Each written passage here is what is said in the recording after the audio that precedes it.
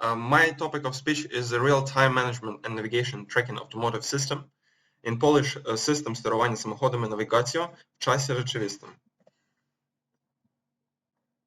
I would like to start with a short scheme of presentation. The first part will be introduction. Then we will see the technical justification with application architecture, what type of platform has been chosen and why, and performance. The next one will be a short brief demonstration, and after that we will check out my conclusions. Hi everyone. Short speech about myself. I'm a student, 20 years old, full-stack developer, commercial experience about 3 years. The main platform .NET, designed more than 15 own projects, and have been supporting different clients from US and market of pharmacy and document flow. On the right side you can see my profiles in different social, and my supervisor is Nadia Kozakova. Let's start with the short insights and technologies that I was using when developing this project. .NET Core, Dapper, ES678, Leaflet, OSM, and TomTom. Primary topic of this work and primary aim was the challenge for high-load system with a numeric and massive data, creating a large project with following extending in the future and allowing for providing new features without touching existing ones. I would like to tell a few words about architecture. On the slide you can see the short schema where we have a user with a user client web application and mailbox. This web application connected to a core.NET SP application, which is connected by dependency injection to different microservices. For example, routing service, authentication service, geo services. Also, we have implemented scheduler in our system, and all of this microsystem is connected to BDS, that's a base data service, which is connected directly to data access layer with internal data warehouse. Also, we have external data set, for example, some information from other clients, geo mappings, whatever. And using data integration service, we can, from the mapping, insert our data to our internal data warehouse.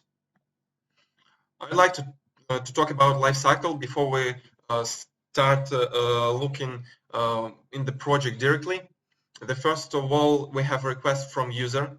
That would be API request, or it can be request using different protocols. This request is going to be handled on the middleware layer. Middleware preparing data before handling it.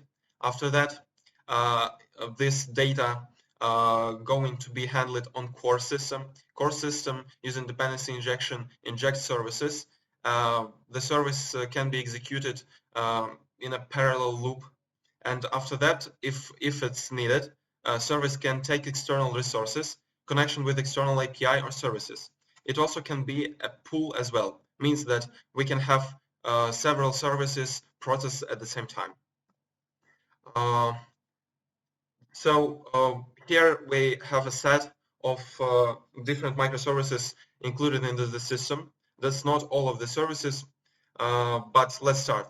Authentication service, that's a service very common. It's implemented directly in the platform of ASP.NET Core.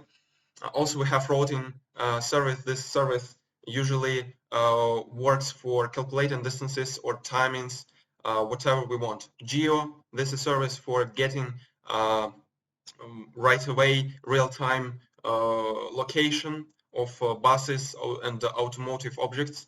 Scheduler, that's the service for sending notifications in mailbox. Also, we're going to push a new project, a small service for push-up notifications. BDS service I have explained already, and external sources services, that's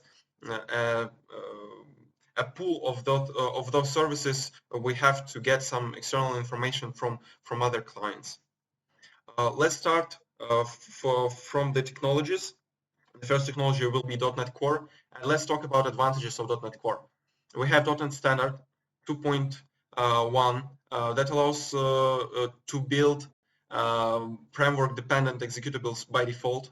Also, that allows to use language improvements. C# 8.0 is also part of this release, which includes different features and most usable patterns. Advanced performance, you can check the official website from Microsoft. You can check that now .NET Core supports ARM64 Linux, support Docker, everything. We can use different platforms starting from Windows servers and ending with Ubuntu or Raspberry Pi, even micro servers. The next technology is Adapa.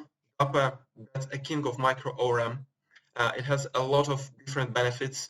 We can start from easy parameterized queries, can execute queries dynamically. We can make easy to turning all results into objects.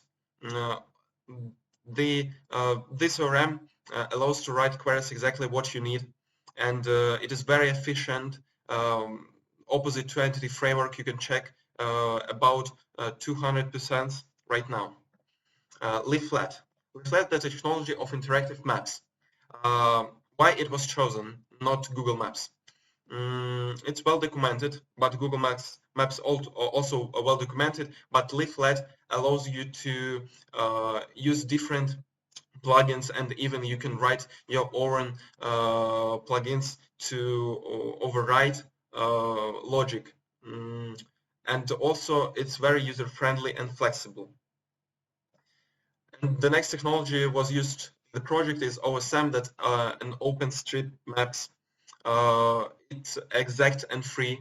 Exact means that the accuracy of this provider is very high, no usage limits, detailed and really up-to-date data, allows to add any type of feature, and it's very obvious. OSM in its core is a database, so it means that you can download whatever part of world you want and then show it in offline. The next slide is a diving into design and user interface. I have created 5 media screens for my project. As you can see, 2 of them on the screen, one for iPad and the second one for Android smartphone. It's adaptive design for 5, as I said, media screens, means that we can use laptops, ultra-wide screens, we can use iPads or tablets, we can use phones, and also we can use other devices. Up to 100 locations can be one-time chunked onto user devices. That means that we used a lazy loading for different locations, and once users start using our application, he will download it lazy, and after he will get up to 1,000 locations without lagging or something like that. Let's check out Light's demo, and I will try to describe it while it's going. So you can see that we have the first part of different tabs with the contacts, with autobuses, with drivers. On this screen you can see that we can add new locations. I would like to stop on this part because when you click on a location on a map, it automatically parses the naming of a map using different external resources. For example, now we have Aleja Papieża Jana Pawła in Poland, in the city Szczecin. After that, we can add different details related to repairing system. For example, we can add contacts to which we can contact about different repairing issues if we need. As well, we can build our own roads. After we build our own road, every location we can see what a distance, what estimated. Sorry for this. Estimated timings. After that, we can build our custom schedule.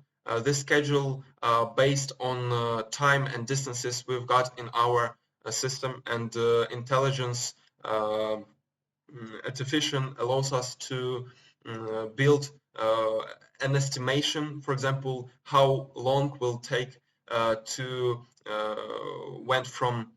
go from Warsaw to Lviv, or whatever. After that, we can see that it builds this sheet of timing. So you can see what road, we can see how long it will take. For example, we start to go from Szczecin at 5:30 past half, and to Warsaw we will come into 10:49. So we can print it using our devices and AirPrint.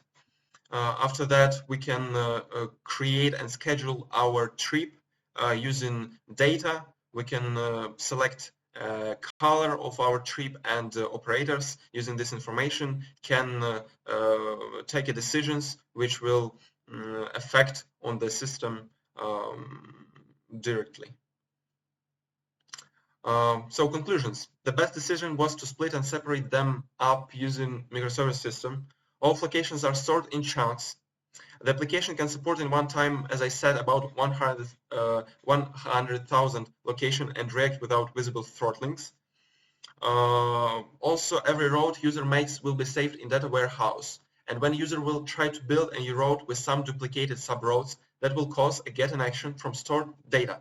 That means that if we create one road, for example, from Odesa to Rzeszów, we will save this road, and again, when we'll try to calculate this road, we will take it not from external resources, we will take it directly from our database. That will save our money, means money of our clients, and that will save time as well.